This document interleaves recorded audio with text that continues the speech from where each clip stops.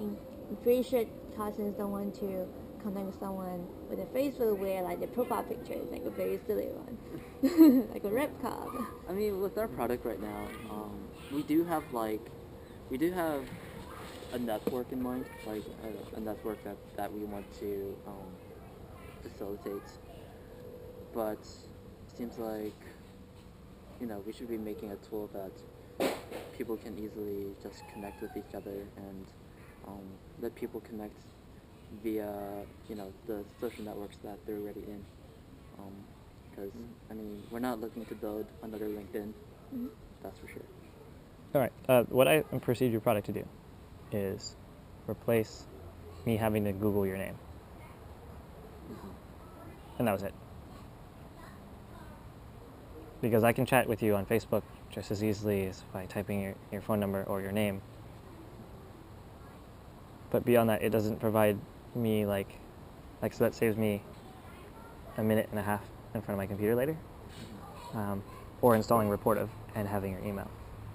And as a value proposition, it's hard for me to conceive of the people who would use that. But again, it doesn't mean that people won't use it. It's the extent to which I saw it, like best case scenario. That's what it does.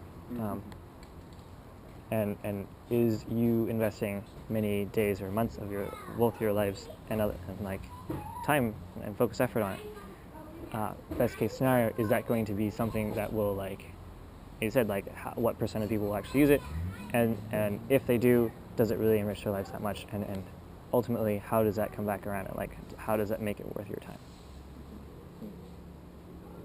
But that's obviously, again, the first version that I just saw the video on, and then you may have many other developments in the future. But yeah, 100%.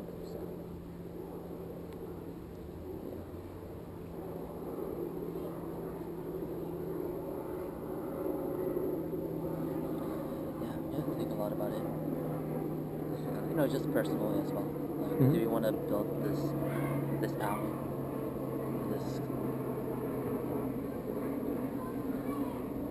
Yeah, there's a lot to think about.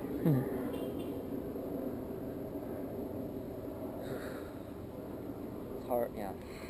Yeah, sure. I mean, it's worth thinking about, definitely. Yeah. It's been a ride. At least technically, it's always interesting. Technically, it's always fun. Right. Yeah. It's for me. I like to think of things that are fun and enjoyable. In what other areas of my life can I find things that are also like technically interesting and fun, but also would produce value that is existing beyond just like interesting and fun, right? Like other than like cool, neat. Yeah. What? Other than just like neat. Right. Yeah. So something that could like have a greater order of magnitude of impact could be something simply like if you just did like a user script that after you email someone, it pings you back in like a month and says, hey, you met this person a month ago. Here's an open new message to this person, and we've pasted in the keywords that you used from the last email that you interacted with each other with.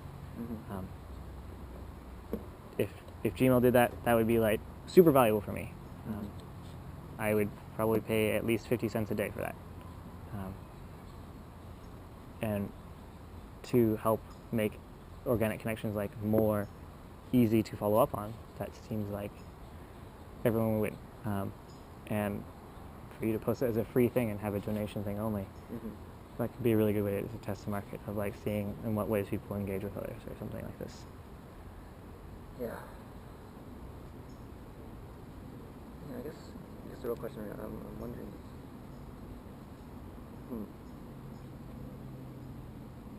I mean, there's a lot of questions being asked, right?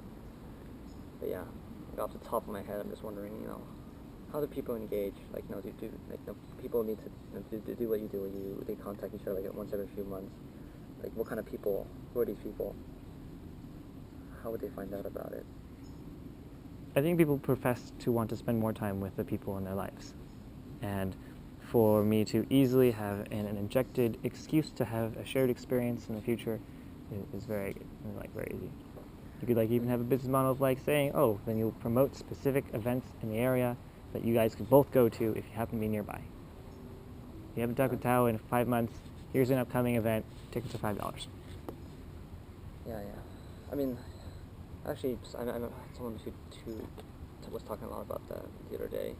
How like her friends would just get upset at her because they didn't like message her like in like 6 months, right? And it's like ruined like so many of her relationships, right? Like just lost. Like apparently this happens a lot. Like, oh, you don't talk for me, and they just got really upset. And Want tomato? yeah. I don't think these tomatoes are ripe, but I would want them. I remember the last time they were not ripe. That's okay. Okay, thank you. Yeah. Do you want to try tomatoes? No, thank you. Yeah. That's basically what we've been thinking about talking about for a bit. I mean, for sure, I think we're very flexible. I mean, we just gotta keep building new ideas, new apps. I mean, if this one doesn't work, it doesn't mean that we stop everything and just like quit. So, yeah. Well, there's a lot of value in exploration before exploitation, which is good. I'm glad that we're having this conversation in general. Exploration could be in making a whole bunch of like small user scripts or things that make it easier for people to connect around whatever ideas or events or something like this. But it's a good thing to look into. Again, I'm glad you're talking about it.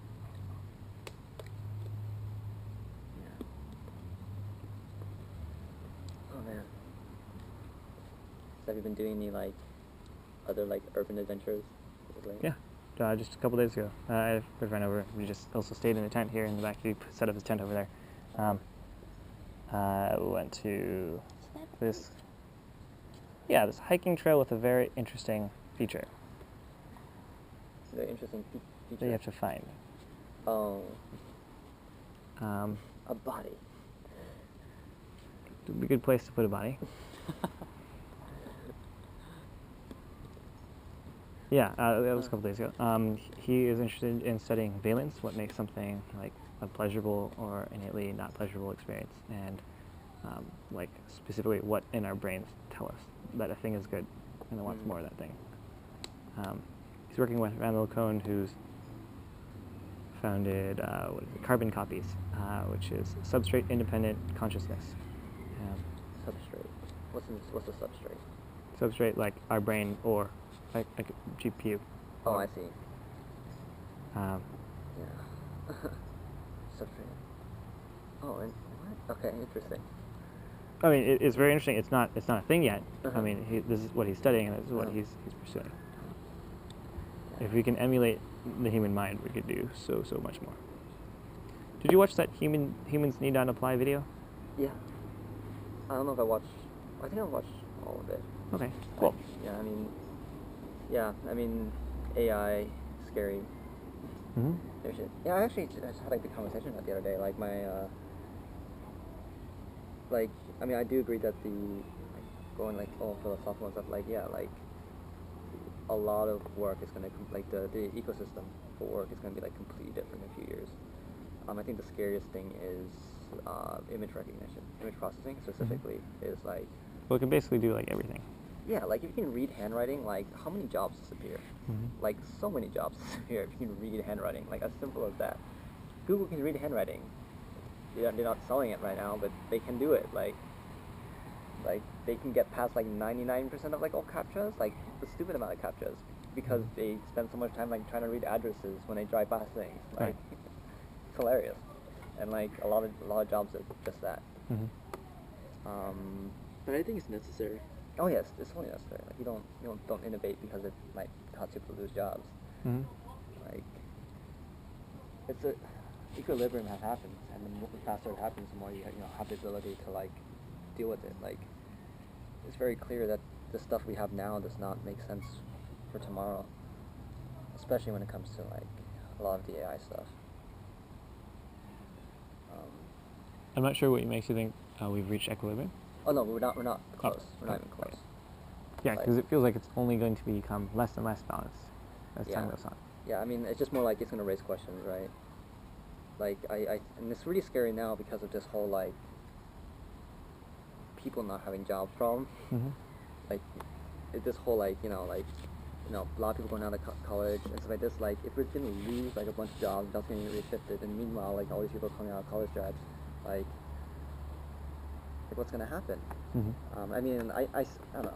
I mean, there's a few things that always need, like, there's a human aspect that people want. Mhm. Like, business deals are, like, if you look at any business pipeline, it's just, like, there's so much, it's such a huge human, like, thing, and, like, business-to-business deals. Mm-hmm. So, like, that will always be in high demand, but a lot of things I'm a lot less, optimistic about. Mm-hmm. I feel like every generation asks that question. It's always the same question, no matter what the time is. True. I mean, problems always come up, right? When people lose, when you have, when things change too. Like, when a lot of people lose one job in one place, a lot of new jobs appear. Mm-hmm. But yeah.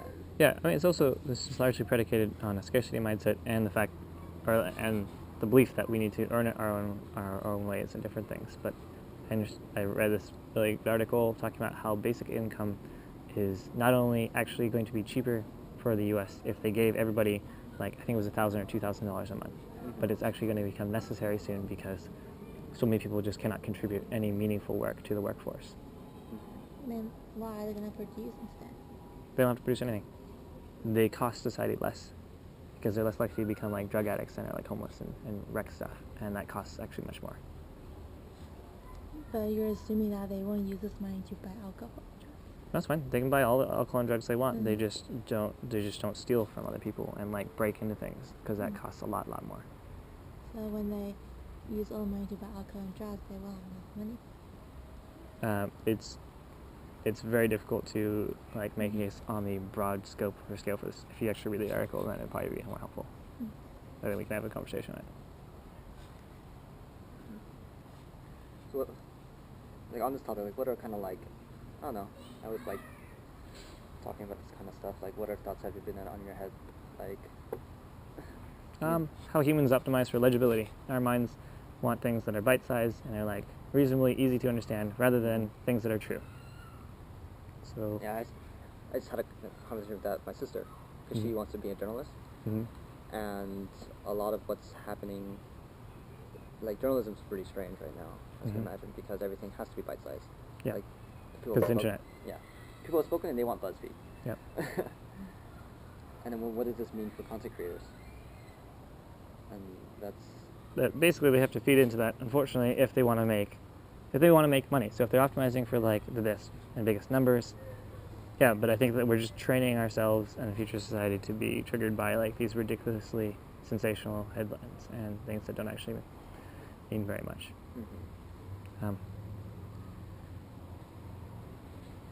So there's also a lot of thoughts on MRSAs and how people are like freaked out about Ebola, but that's like a very small concern relative to things like drug-resistant form of staph, which is killing tons and tons of people. It's found on 2 of every 100 people in the U.S., I think, and this is like extremely common and extremely deadly, and most people don't talk about it or know much about it. Where you basically have to like cut off the limbs that are infected by it if you aren't able to get the good treatment like soon enough. It's just MRSA. It's totally worth looking into. I learned about it from some guy named Reichardt, who had some like television show and like he was big on inventing stuff, and he was called into some super rich guy's private island to talk about the biggest threats to humanity, and MRSAs were one of the top ones. People are overprescribed antibiotics, and then as soon as their symptoms start improving, they don't take it anymore, and this causes a super strain of like superbacteria and infections. Yeah. So that's interesting to me. Yeah, that, I mean, it's, problems are relative to like who's yelling the loudest, right? And, I mean, like, no, I do, like, I've worked with like data scientists. I do computer science. I'm pretty good at math, but I don't really understand statistics that well. I have never actually had to go to a formal statistics class, and that's like a huge part of this. Like you ask the question like how come there is such a problem with this kind of stuff, like perception between reality. It's because statistics is not part of our curriculum. It's like I think that's like a huge part of it. Yeah. People take calculus, not statistics. In fact, statistics is what's it called? Optional Yeah. in high schools. Okay, yeah, that was true for me. Yeah. Right. That's like a lot of the reason why that's the case. I was thinking it was more because Ebola is like this exotic sounding and deadly sounding thing, whereas MRSA isn't something that has like a friendly name, and like the symptoms are not as immediately acute and grotesque enough to talk about in the news. And it's probably not that new, is it? Is it new? Yeah, right now? exactly. It's not new. It's been around for a long time. It's like 1960 something, but it's getting worse now. Significantly worse now. Oh wow. Nice. Also thinking about the best ways to learn things and how like there aren't best practices for like finding a mentor ever. You have to like search online and like trudge through blogs and other things that are very, very subjective and like just from one person's opinion, which often is very valuable, but there should be like some more universally decided like these are good practices for being an effective human. That's a very interesting way to put it. Well, what's your definition as an effective human? Things like knowing how to do taxes. Like we aren't really taught that. We expect our parents to teach us, but like a lot of people don't really have that opportunity. And a lot of people emigrate here, and there's like all sorts of the resources are like you just pay a ton of money and then someone will do it for you, or you can try to learn it, but it's just incredibly not reasonably accessible. And this is often the case. Successful. I mean, like so.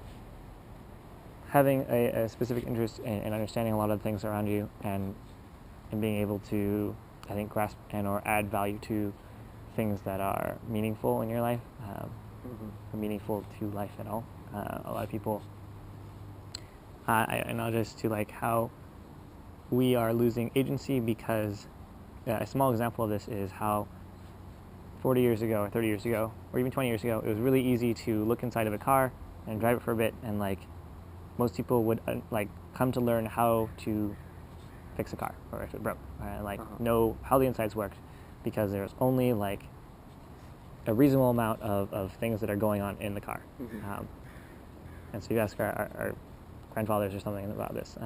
Generally, if they had access to them, they would know how they worked. But now we jam so many electronics and so many complex things in there that it's no longer bite-sized, and we no longer have the ability to actually comprehend what's going on, and so we just give up and we just like we'll take it to the mechanic, and because so many of the systems around us grow so complex so quickly, we fail to believe that we have the ability to understand them for very reasonable reasons, because we don't have the bandwidth to, and that reduces our agency, because if I know how to fix my car, and I know how to fix my bike, and I know how to fix my computer and all these things, I am more likely to believe that any problem that I encounter in my life I'm able to overcome and are fixed with a bit of grit and like some understanding of it.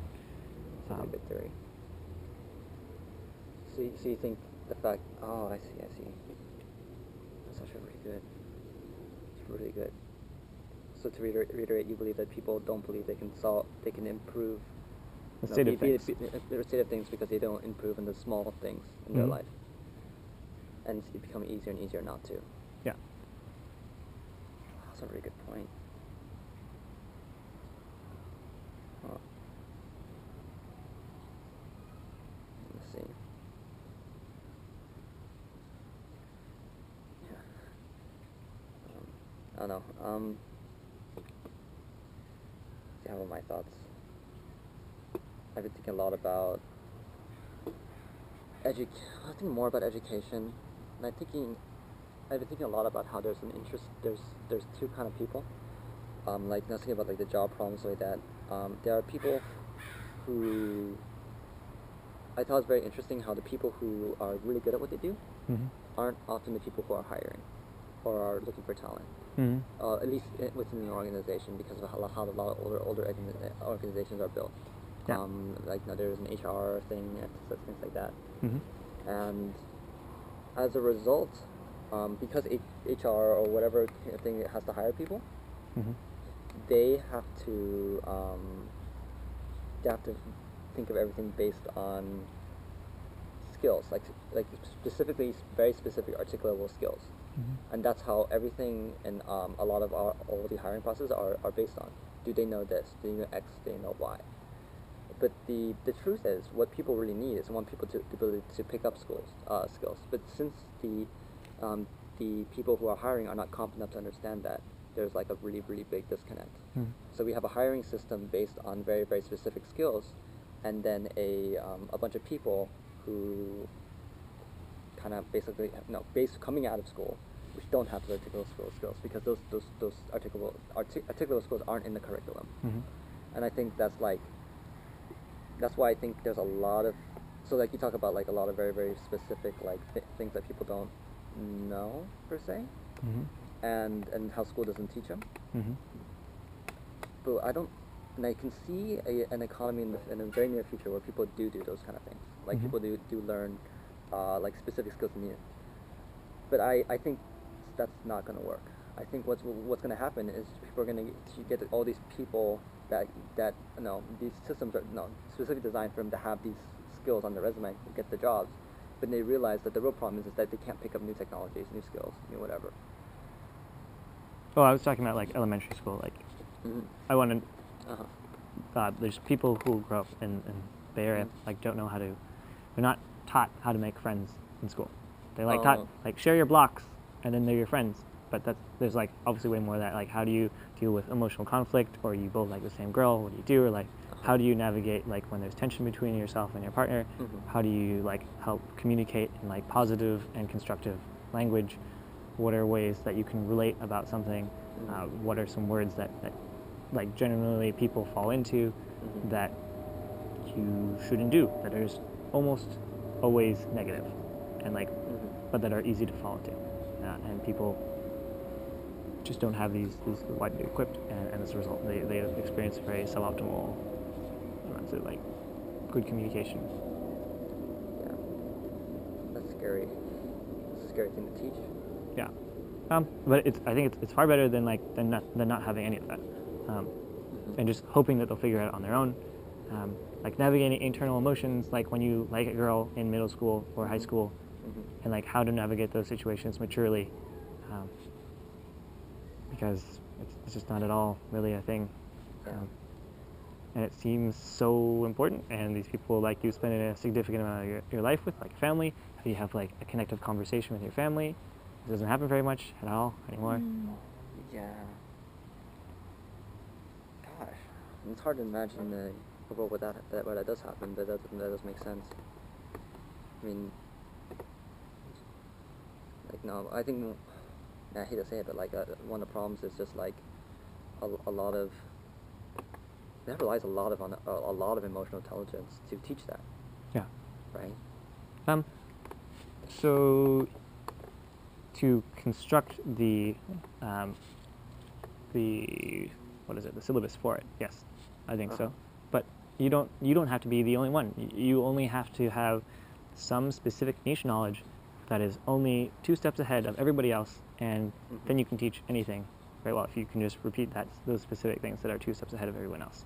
You don't have to be at all good at having a family if you can specifically contribute like one little bit about how to be like good practices at like maintaining morale within your company. If that's the only thing that you bring to the table, that's all they really care, because you just take that and leave everything else. And it's more of equipping them with the cognitive toolkit to use these things if and when they should come up in their lives, because inevitably there will always be like disagreements, or like you disagree with something your sister is doing, or like you feel like she's like, I don't know, they're in something that's, they're going to like go down network marketing path, and you see like it's really going to be all bad, but like there are many cases where you just have to let them do the thing that's going to be negative to like have them experience it for themselves. And people need to learn the lessons on their own, and unfortunately that's just going to be the case, and a lot of people just need to let that go. Not be attached to outcomes is one like huge thing. Another one is like growth mindset, of being able to have this idea that you can always learn, and no matter where you are now, you can change that state in the future. But a lot of people use things like, oh, I'm just not a good swimmer, and they will just always do that, or say that about themselves, or I'm not a good runner, and they'll just never do it, never change that state. It's just like different language you use with talking about yourself and other things that universally will help people be better at things if only they like knew about them or like called them to mind at the right time in their life. And if we more universally equip people with those things, then that's generally better, it seems. And again, it doesn't have to be one person that's good at all of the things to teach all of those things. It could just be specific modules that are shared into a syllabus that is then like basically repeated, and they're like exercises you can have. So like yesterday or Tuesday, there was this active constructive exercise where it shows across the board you are happier if you use active constructive language. I can just show you the worksheet. There's 4 different ways you can respond to something. I understand like one of them is negative destructive, so I say like, oh, I saw a movie in the newspaper today, I'd love to see that with you, Kelly. And then she like turns away and is quiet, or like walks away out of the room. That's negative destructive. And another one is like negative dismissive, which is like, nah, that doesn't sound very interesting. And then that's it.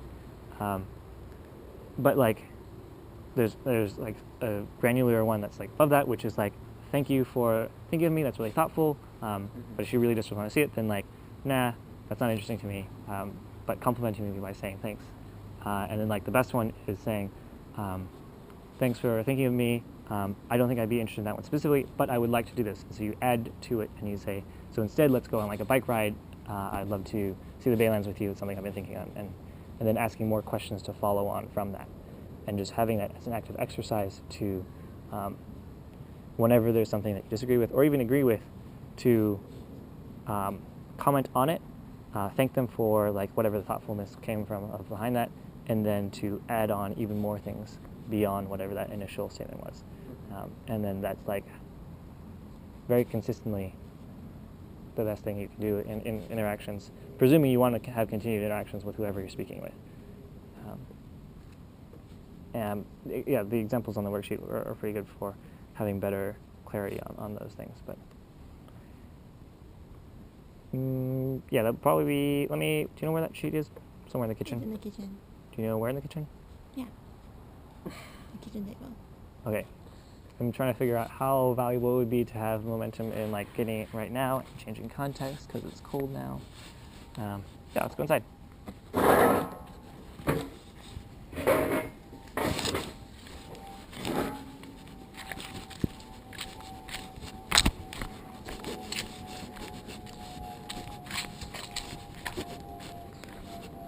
So I was going to be on a Skype call with someone at 7 o'clock, which is in like 23 minutes or so. If you guys want to hang out, you're totally welcome to hang out. If you want to do other stuff, of course you can do other stuff. Sure, yeah, I mean, that's the thing, it's just 7 o'clock.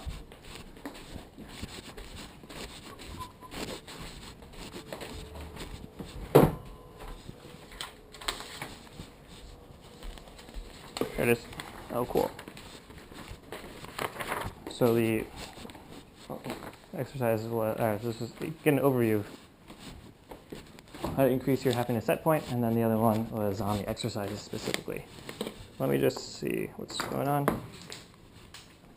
You can take a seat here, whatever.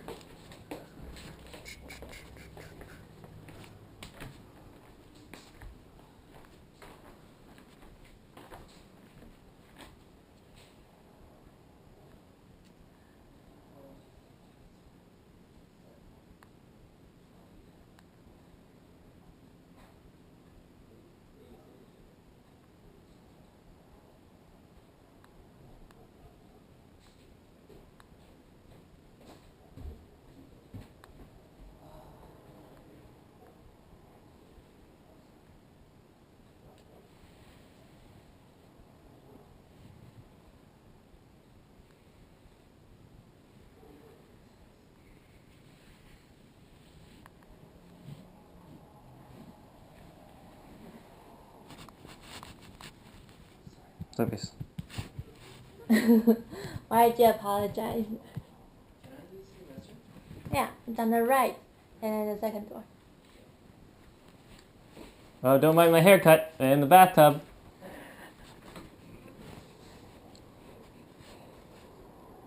Miles Bird.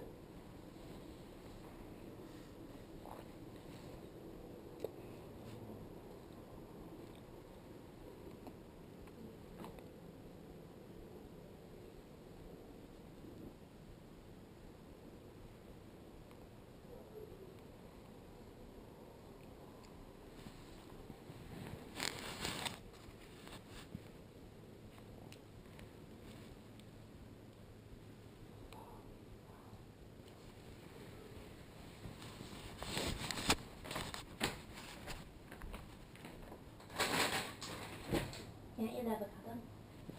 Of course.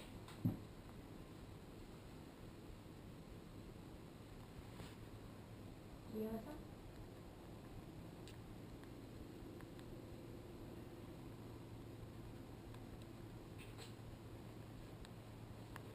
some? No, right now, thank you though. So, last one's the shower.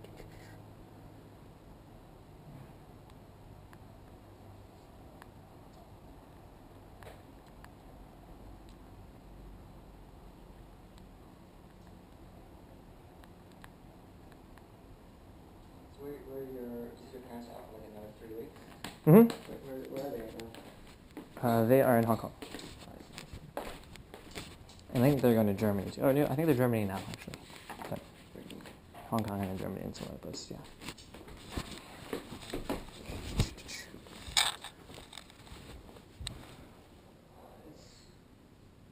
It's such a, I don't know, I think probably the most interesting, profound things working on like a project. It's just, it makes you ask the question like, why do things work?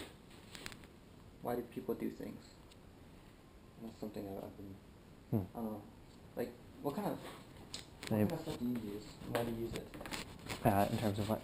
Like, would you describe yourself as an early adapter to things?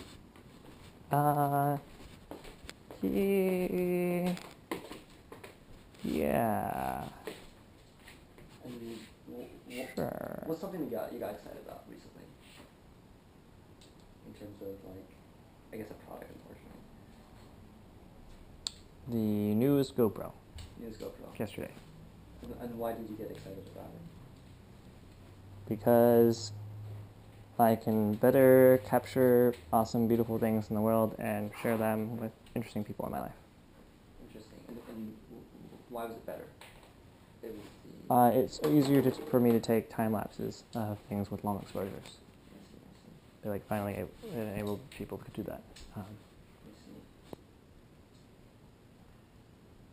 That's really interesting. What kind of other stuff have you used recently? For Just, I don't know. Like, do you use apps at all? I guess you don't use apps? oh yeah, apps. Let's see.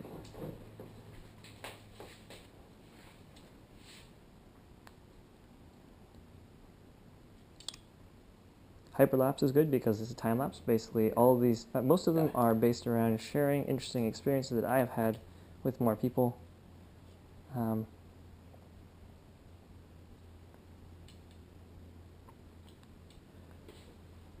Nextdoor is interesting because it's a social network for your neighborhood. Mm-hmm. You know about it? We want to see. Just, yeah, people ask like, where do you donate your stuff? Fixing main sewer line. That's pretty good. Is it... Plumber recommendations. Huge teddy bear, free to a good home. Is it anonymous? Nope, it's not anonymous. You have to confirm your address with either putting in your credit card, which it knows, like it verifies the address on, but it doesn't actually save it or anything, or they mail you something. Oh. But that's how they verify your actual address. And That's really cool. yeah, people ask, what's the best cell phone reception and Wi-Fi speed provider for this area, right? These are very location specific. That's good. I should do that. Yeah, it's free. I knew somebody, or I know someone who works there, and she's got a great philosophy on life too. I mean, the reason why I dismissed that app was because I thought you'd be anonymous using the app, which I don't think so. Not that I'm aware of. The whole thing was they gave a presentation talking about how it's not anonymous, and the whole point is because when you're attached to an identity, you're much more responsible and like right. positive influence, which I agree with that. Yeah, I absolutely agree with that. Something I'm interested that I was excited about is Path Talk, which I text Path, and then they call on my behalf a company, and they ask them things. Like, What does that mean? Oh, so what's an so, example? I mean, I don't know how interesting this is for you. It's not really relevant, but it's something that I was excited about. It's basically free personal assistant. So I messaged. Oh, what? It's 15 minutes. Okay. Hi, do you take covered California Santa Clara Family HP insurance? If so, what's covered? I would like to have an exam and get new classes. How much would either of these things be? And so they read that and they sent it back in like 10 minutes or so. Our eye exam starts at this much, frame starts at this much. For insurance inquiries, call this number. Oh, so cool. It's made by Path? Yeah. They have someone pick up the phone, call the local business, get this information, and then they transcribe, or they write it out for me, and they send it back as a message. And how much does it cost you? It's free. Free? So it's not at all sustainable. So I'm saying that, like, maybe this isn't that relevant, but I asked a bunch of companies how much it will cost to cater some events I wanted to have. I asked Costco if they had mulberries in stock because I really liked them. But it's like, it's way easier for me to call, or sorry, for me to text than it is for me to call. Yes. I thought it was a messenger. Path. I thought Path Talk was a messenger. I think it's also a messenger. It's supposed to be like some sort of close, like small social circle, social network, right? Yeah, that's what I thought. Yeah, and they kind of failed at that. Oh, so this is their pivot. I mean, yeah, I don't know. I don't really care. I'm using them because they provide strong utility to me. I don't really care about the greater vision. I don't care about any of the other stuff. I just care that they help me get something done right. I see. Interesting.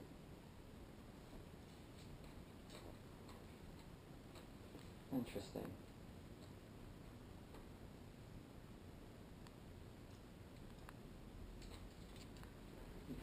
I didn't know they did that. I wish they, I think this came out like a couple days ago. I see.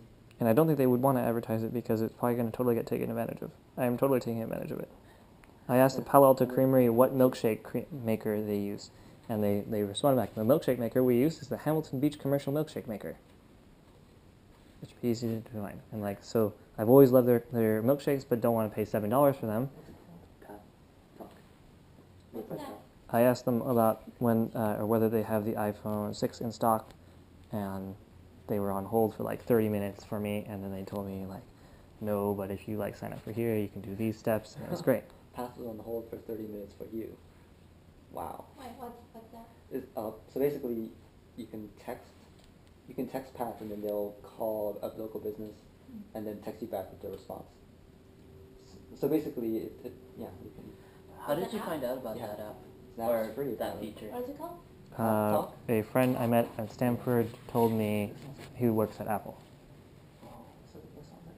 Like 1 week ago today, actually. Gosh. No, yeah, I'm just interested because that's very insightful. Let me tell you what I learned from that. Sure. It's very interesting that. So, value means different things for different users. It's one thing I've learned recently. Of course. And for you, it feels like value is very much something you have to articulate, or some sort of like immediate things. Like it has to be this. I think that I think a lot about how to articulate it or how to rationalize everything I do. I guess you're very good at it. So maybe that's more an indicator of how good you are at articulating things. I spend a lot of time practicing it, I think, so it's probably an availability bias, like in that, like I can verbally profess why I do the things I do more quickly than most because most people don't think about it. That's very interesting.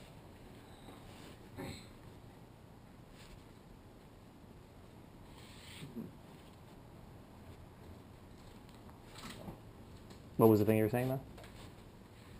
Well, no. Basically, at least the way I'm currently going around product design is I look at what kind of people they are. Oops. Mhm. I look at how they solve problems and what they perceive as the problems. And then I look at kind of like how, what gets people excited about things. Like, you know, what class of problems get a certain class of people excited about things. Mm-hmm. And a combination of them getting excited about it and actually providing utility when they actually have it is what, at least what I believe, gets people to use an application. I think there's a disconnect between perceived articulable value and actual value, whatever it could mean, actual value, which is kind of a weird concept. Yeah. And that's something I've been spending a lot of effort trying to understand. Yeah. Because Yeah, certainly there's like a lot of social situations where